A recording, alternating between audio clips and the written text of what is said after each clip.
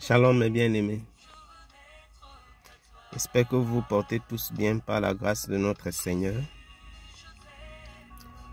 Garde ton cœur plus que toute chose, car de lui viennent les sources de la vie. Garde ton cœur. Comment peut-on garder son cœur? C'est l'un des versets les plus difficiles à mettre en pratique. Garder son cœur, c'est l'un des versets les plus difficiles. C'est un conseil que le sage nous donne dans le livre des Proverbes au chapitre 4, le verset 23. Garde ton cœur plus que toute chose. C'est difficile de garder son cœur, extrêmement difficile. Parce que vous ne pouvez pas vivre avec les gens et faire semblant.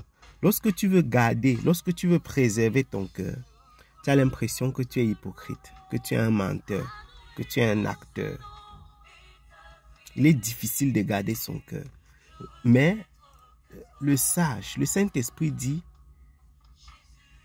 garde ton cœur plus que toute chose, car de lui viennent les sources de la vie.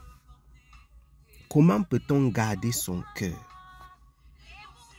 Comment peut-on garder son cœur dans ce monde, dans vos relations avec les membres de vos familles, dans ta relation avec ton époux, avec tes enfants, avec tes collègues, avec ton voisinage? Comment peux-tu garder ton cœur? Voilà la véritable question qui doit faire l'objet d'une profonde méditation, d'une profonde réflexion. Mais c'est un conseil que nous devons mettre en pratique, garder notre cœur. C'est parce que les gens ne gardent pas ou alors ne savent pas garder leur cœur que nous avons les hypertendus, que nous avons des personnes dépressives, que nous avons des gens qui se suicident, que nous avons les crimes passionnels. C'est parce que les gens ne savent pas garder leur cœur qu'on a la vengeance, l'extrême colère, la jalousie, la haine. C'est parce que les gens ne savent pas garder leur cœur que 5 ans, 10 ans après qu'ils aient eu un problème avec quelqu'un, qu'une situation se soit posée, ils ont encore ça tout frais en eux.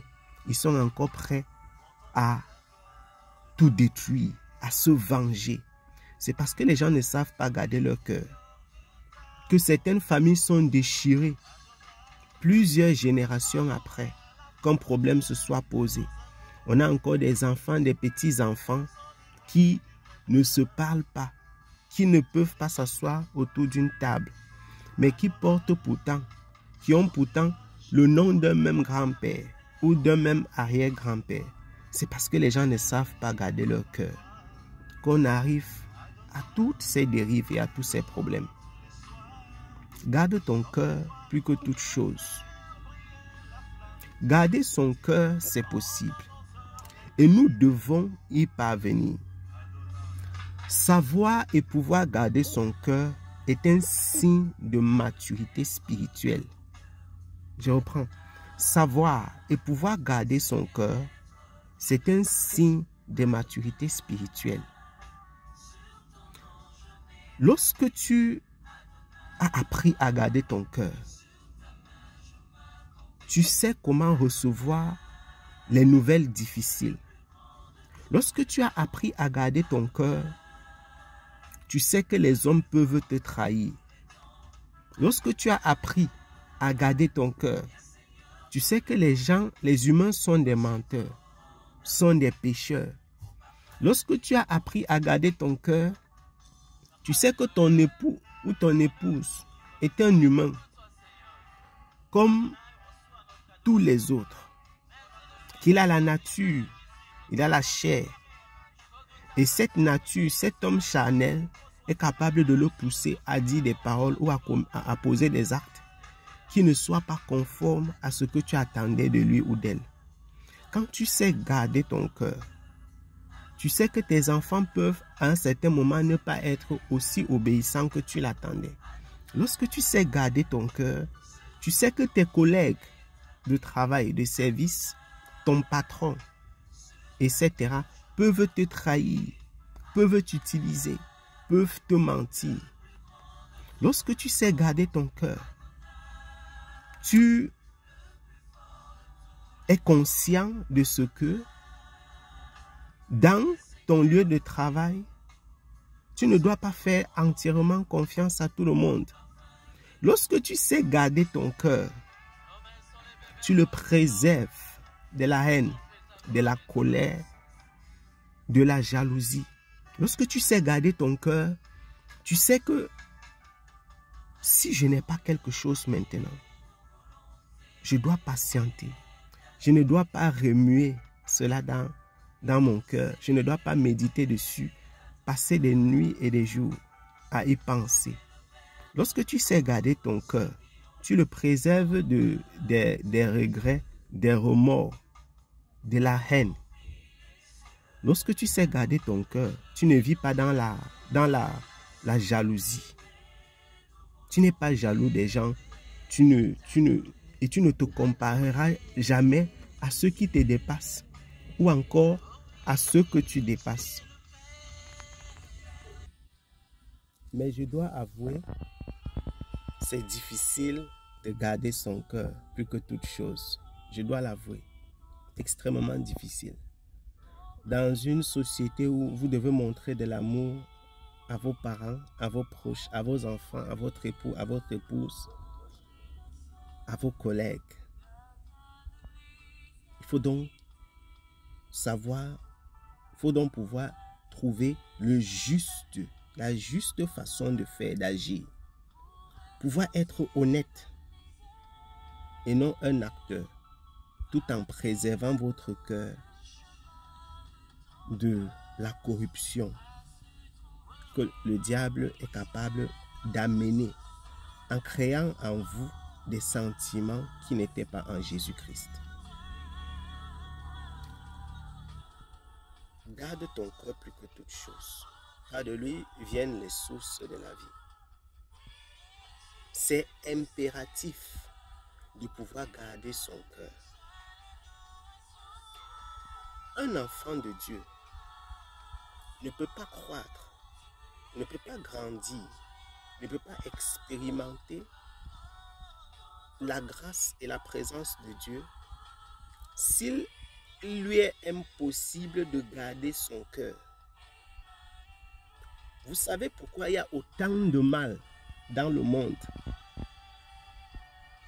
Et parfois vous vous êtes posé la question de savoir, mais pourquoi est-ce que Dieu ne fait rien? Pourquoi Dieu ne fait rien? Pourquoi le Seigneur permet que telle chose arrive? Pourquoi Dieu accepte ceci? Pourquoi Dieu laisse faire? Je suis convaincu que chaque personne qui écoute cette vidéo s'est déjà posé cette question. Dieu a mis en pratique cette parole. Garde ton cœur plus que toute chose, car de lui viennent les sources de la vie. Vous savez pourquoi Dieu ne détruit pas les méchants, ne tue pas les sorciers, ne détruit pas le monde en un instant? Parce qu'il garde son cœur. Dieu a un plan qu'il met en exécution.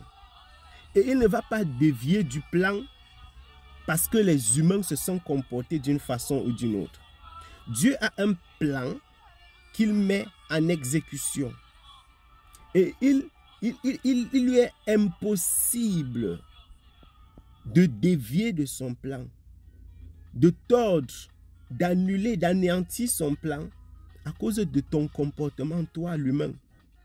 Pas parce qu'il y a des méchants, des sorciers, etc.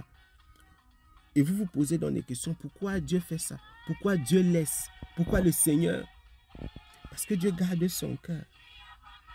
Il prend son temps.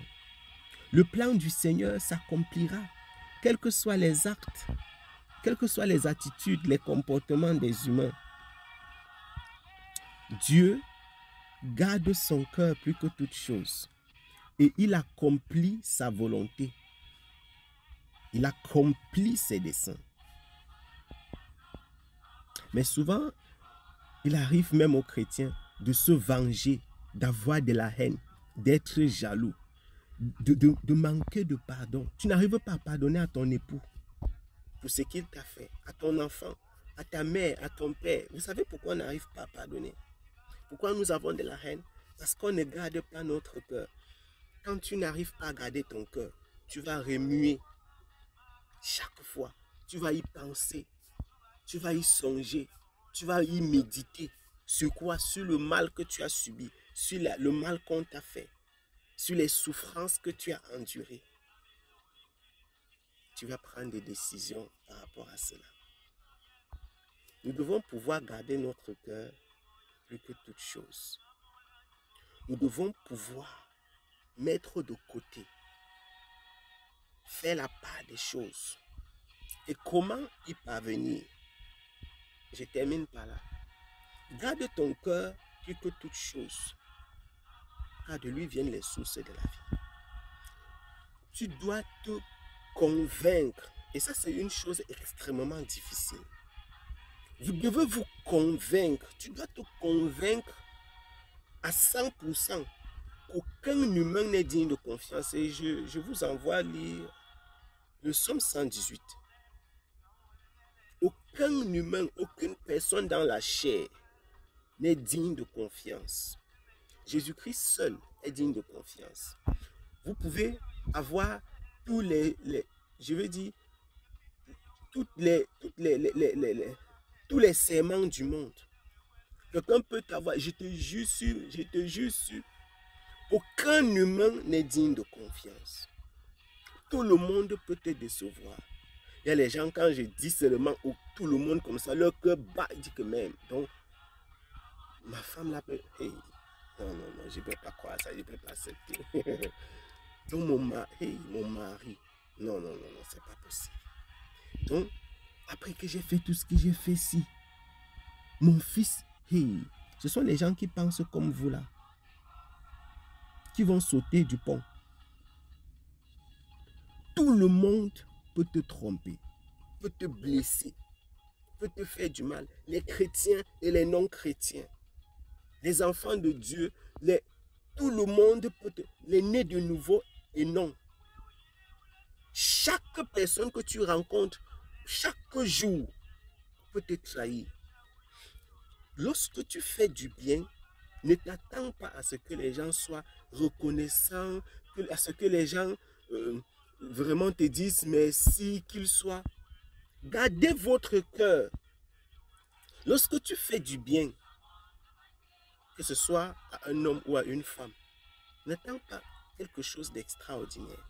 On voit les gens qui se morfondent, qui se plaignent, disent « Oh, j'ai fait ceci, Ils passent toute leur vie à se plaindre parce que les gens ne sont pas reconnaissants envers eux. Les gens ne leur disent pas merci, les gens ne font pas cela, les gens ne font...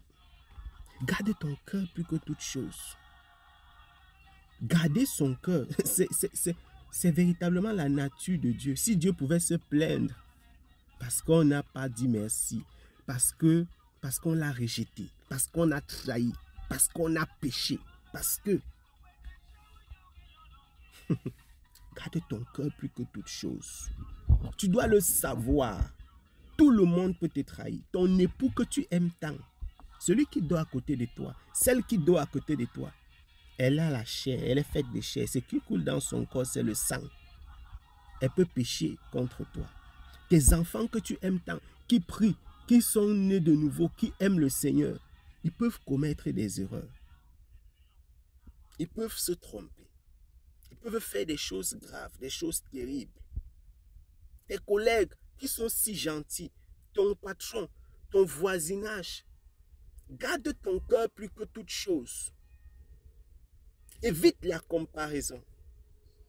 Évite la jalousie. Évite de te mettre en colère pour les petites choses. Garde ton cœur plus que toute chose. Garder son cœur, c'est savoir le tenir à l'écart de ce qui se passe au quotidien, chaque jour.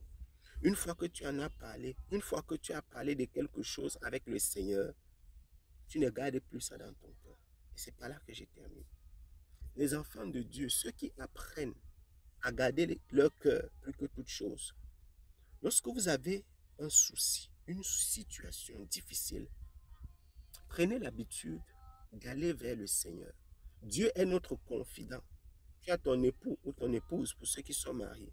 Une fois que tu en as parlé avec lui et avec elle, vous allez vers le Seigneur et vous déposez ça au pied du Seigneur. Lorsque vous avez prié pour quelque chose, ne gardez plus ça dans votre cœur. Garde ton cœur plus que toute chose. Votre cœur n'est pas un magasin où vous conservez ce que votre mari a fait, ce que votre femme a fait, ce que vos enfants ont fait, ce que vos parents ont fait il y a de cela 10 ans, il y a de cela 20 ans, ce que votre voisinage a fait il y a de cela 25 ans, ce que vos amis ont fait il y a de cela je ne sais combien d'années. Votre cœur n'est pas un magasin pour stocker la haine, la jalousie, les mensonges, les trahisons. Votre cœur n'est pas un magasin. Garde ton cœur plus que toute chose, car de lui viennent les sources de la vie. Tous peuvent nous trahir. Il n'y a que Jésus-Christ qui soit digne de confiance. C'est un processus. Ça ne se passe pas en un instant. Ça ne se passe pas en un matin. Pour garder son cœur sérieusement et honnêtement, c'est un travail qu'il faut abattre. Il faut commencer dès maintenant. Faire sortir de ton cœur toute la haine, toute la jalousie, toutes les souillures, toutes les personnes que tu y as gardées en otage, emprisonnées, la colère, le désir de vengeance, tous les problèmes auxquels tu n'as pas de solution, fais-les sortir de ton cœur et confie-les au Seigneur. Et une fois qu'un problème a été confié au Seigneur, pourquoi le gardes-tu encore dans ton cœur?